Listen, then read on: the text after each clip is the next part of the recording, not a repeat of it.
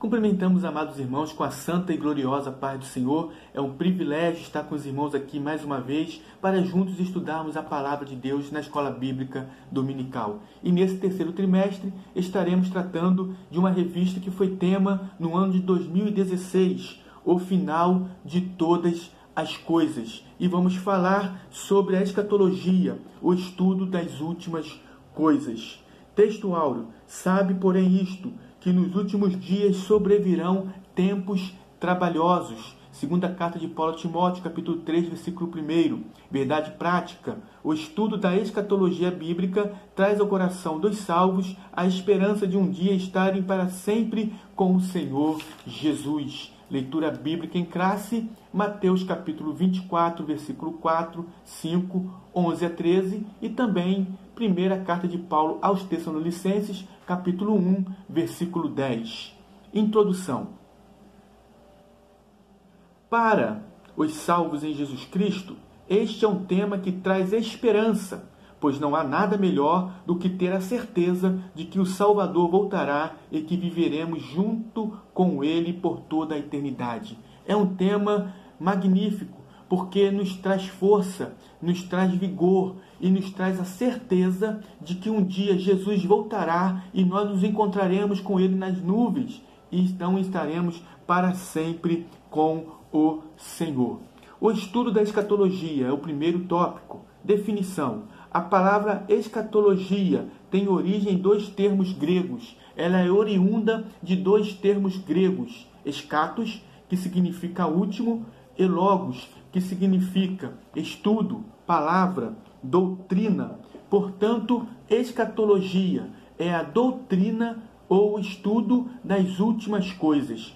Todas as coisas referentes aos últimos tempos está inserida na doutrina da escatologia, que é uma ramificação da teologia sistemática. Nós temos 10 doutrinas que podemos citar que são oriundas da teologia sistemática, ou seja, são organizadas por assuntos. Por exemplo, doutrina da Bíblia, bibliologia, doutrina sobre Deus, teontologia, a doutrina sobre Cristo, cristologia, a doutrina sobre o Espírito Santo, pneumagiologia, a doutrina sobre os anjos, angelologia, a doutrina sobre o homem, antropologia, a doutrina sobre o pecado, a amartiologia, a doutrina sobre a salvação, soteriologia, a doutrina sobre a igreja, igresiologia e a doutrina sobre as últimas coisas, a doutrina das últimas coisas, a escatologia. Antes de darmos prosseguimento a este estudo, eu quero convidar a você que está nos assistindo a se inscrever em nosso canal, a dar um like, acionar o sininho para que você possa receber as atualizações, os vídeos que forem inseridos no canal e para que também você possa contribuir conosco nesta missão que é de pregar o Evangelho e de levar a palavra de Deus aos lares e às vidas que tanto necessita. Segundo subtópico: a escatologia e a volta de Jesus. O estudo da escatologia bíblica mostra que o crente tem de estar sempre alerta, vigilante, pois a volta de Jesus pode acontecer a qualquer momento. Então, esse estudo nos traz a responsabilidade de estarmos sempre vigilantes, sempre atentos, porque a qualquer momento Jesus Cristo virá buscar a sua igreja. Em Lucas capítulo 12, versículo 40, diz assim: portanto, estáis vós também apercebidos, porque virá o Filho do Homem a hora que não imaginais. Muitos desprezam e desdenham das verdades bíblicas, mas quem prometeu é fiel. E Deus, como disse a Jeremias no capítulo 1, versículo 12 do livro de Jeremias, Deus disse assim, que Ele vela pela sua palavra para a cumprir. Segundo tópico: a preocupação com o fim dos tempos. Os discípulos de Jesus, certa vez, os discípulos de Jesus fizeram a seguinte indagação ao Mestre: Dize-nos, quando serão essas coisas? Que sinal haverá da tua vinda e do fim do mundo? Está em Mateus capítulo 24, versículo 3, que fala acerca do sermão profético. Jesus inicia o sermão profético em resposta a essa indagação dos discípulos, que queriam saber quando seria o fim dos tempos. Esse é um assunto que chama a atenção de crentes e de não crentes.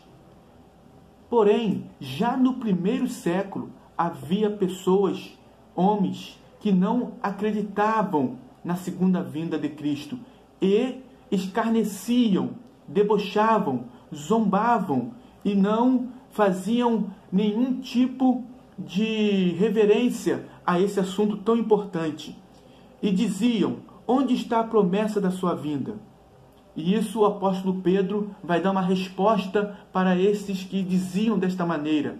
Está lá na segunda carta do apóstolo Pedro, capítulo 3, no versículo 3 e versículo 4, o apóstolo diz assim: sabendo primeiro isto, que nos últimos dias virão escarnecedores, andando segundo as suas próprias concupiscências, e dizendo: onde está a promessa da sua vinda?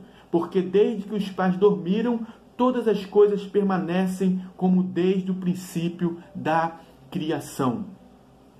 No versículo 8 e versículo 9, o apóstolo Pedro dá uma resposta a esses escarnecedores, dizendo: não ignoreis uma coisa, que um dia para o Senhor é como 1000 anos, e 1000 anos como um dia. O Senhor não retarda a sua promessa, ainda que alguns a tenham por tardia, mas é longânimo para convosco, não querendo que alguns se percam, senão que todos venham a arrepender-se. O apóstolo Pedro está dizendo que o tempo de Deus é diferente do nosso tempo. O nosso tempo é o Cronos, o tempo de Deus é o Kairos, e Deus nunca chega atrasado. No momento exato, na hora certa, Jesus virá buscar a sua igreja. Segundo subtópico, as previsões falsas sobre o futuro. Devido a esse desejo do homem de saber quando se dará o fim do mundo, quando se dará o fim de todas as coisas, muitas vezes há falsas previsões sobre o futuro. O homem sempre se preocupou com o fim dos tempos. Por isso, o grande número de falsos profetas e falsas previsões quanto ao futuro da humanidade. São inúmeras seitas e falsos profetas que já marcaram a data da segunda vinda de Jesus e o fim de todas as coisas. Porém, todos erraram. Nós vamos ver agora 2 exemplos disso, de falsos profetas.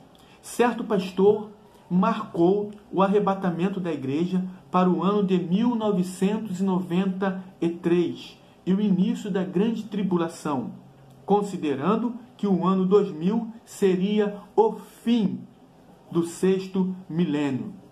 Observe que no ano de 93, um certo pastor, ele disse que Jesus iria voltar nesse ano de 93 e que daria então início à grande tribulação que culminaria no ano 2000, que seria o fim do 6º milênio. E nós lembramos, eu lembro, e eu creio que alguns que estão me ouvindo agora lembram que houve um grande movimento, algumas pessoas ficaram preocupadas, outras deixaram de fazer negócios no ano de 2000, quando da passagem do ano, devido a essas falsas profecias.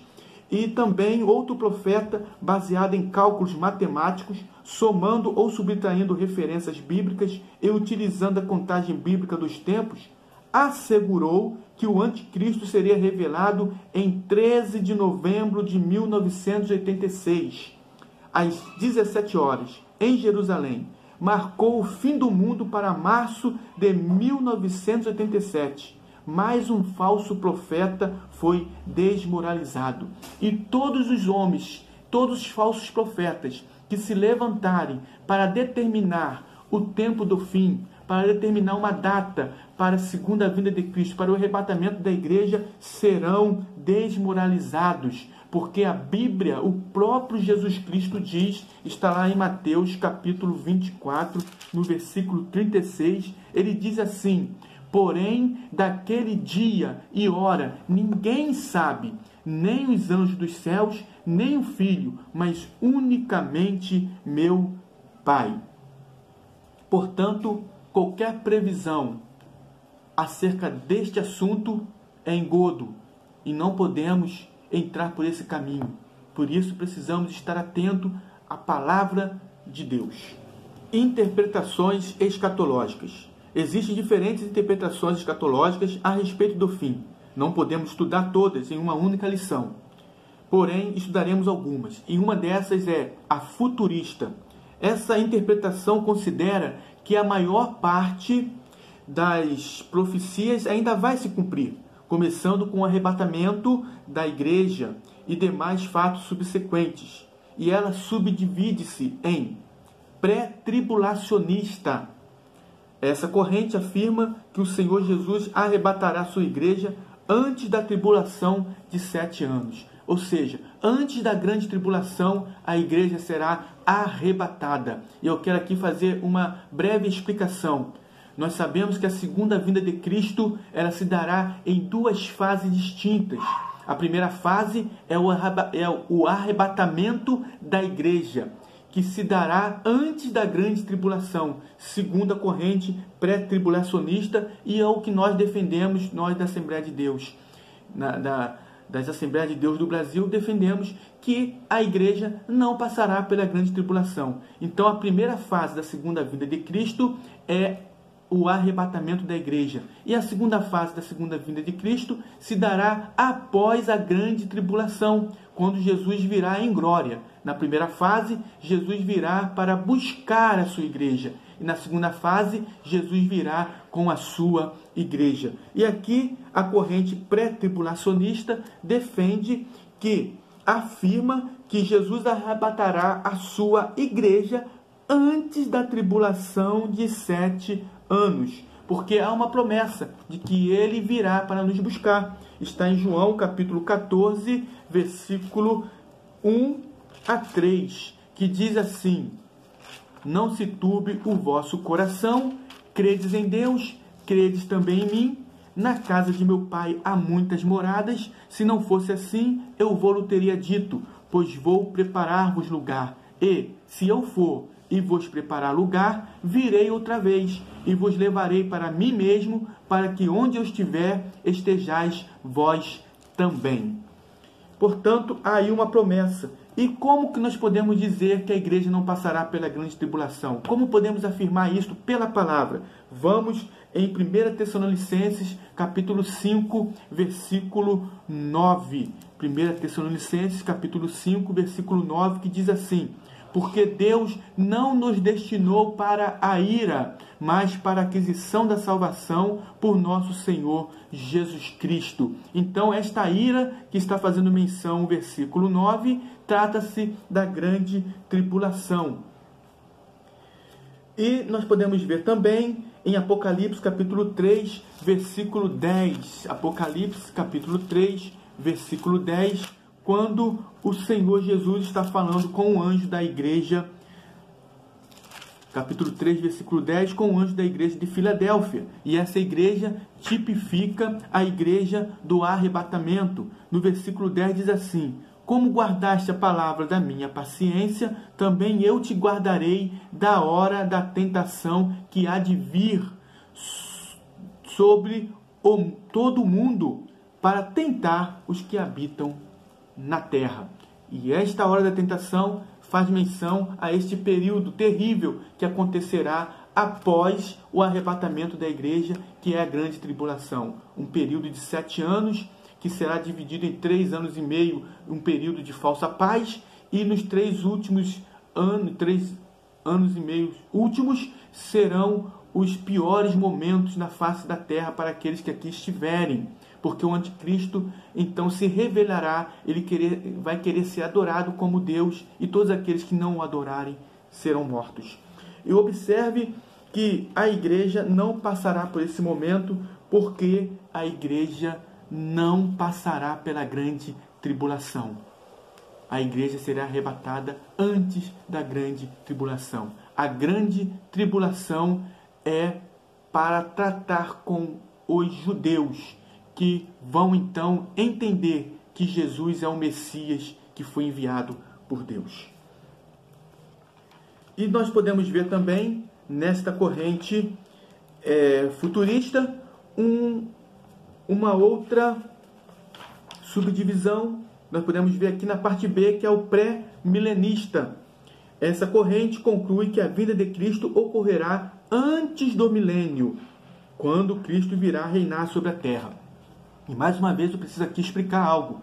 Já falamos acerca das duas fases distintas da segunda vinda de Cristo. A primeira fase, o arrebatamento, que se dará antes da grande tribulação, e aqui os pré-milenistas estão fazendo menção à segunda fase da segunda vinda de Cristo, que é a vinda de Cristo em glória, quando ele virá no final da grande tribulação para julgar as nações e então dará início ao milênio. Portanto, pré-milenista, essa corrente defende que a segunda fase da segunda vinda de Cristo se dará antes do milênio. Para fecharmos a nossa lição, nós gostaríamos de trazer aqui alguns dados importantes quanto ao objetivo da doutrina das últimas coisas. O objetivo da doutrina das últimas coisas. Quais são os objetivos? Primeiro, mostrar que o que está prestes a acontecer. Mostrar o que está prestes a acontecer. Assim, o evangelista João encerra o Apocalipse. Estas palavras são fiéis e verdadeiras.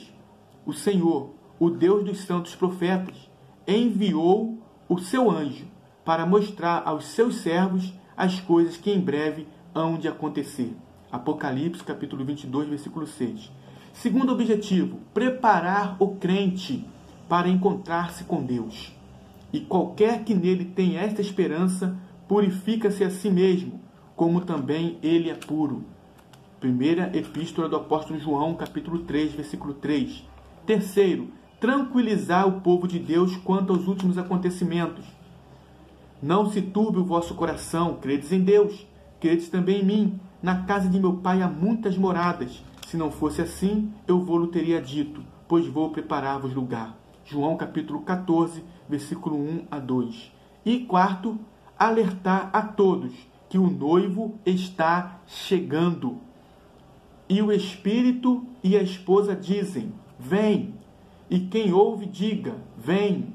E quem tem sede, venha. E quem quiser, tome de graça da água da vida. Aquele que testifica estas coisas diz, certamente, cedo vem. Amém. Ora, vem, Senhor Jesus. Apocalipse, capítulo 22, versículo 17 a 22. Que Deus abençoe os amados irmãos com esta lição e que Deus possa falar melhor em cada coração.